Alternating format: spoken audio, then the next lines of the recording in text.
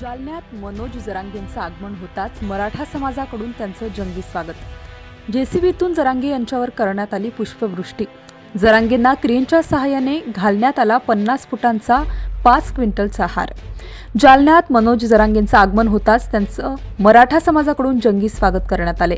यावेळी जेसीबीतून जरांगे यांच्यावर पुष्पवृष्टी करण्यात आली आहे। आज जालन्यात मनोज जरांगे यांच्या उपस्थितीत मराठा समाजाने महाएल्गार आरक्षण जनजागृती आणि शांतता रॅली काढली आहे। यावेळी मनोज जरांगेंचं शांतता रॅलीसाठी जालन्यात आगमन होताच त्यांना क्रेनच्या सहाय्याने 50 फुटांचा 5 क्विंटलचा हार घालून त्यांचं जंगी स्वागत करण्यात आले।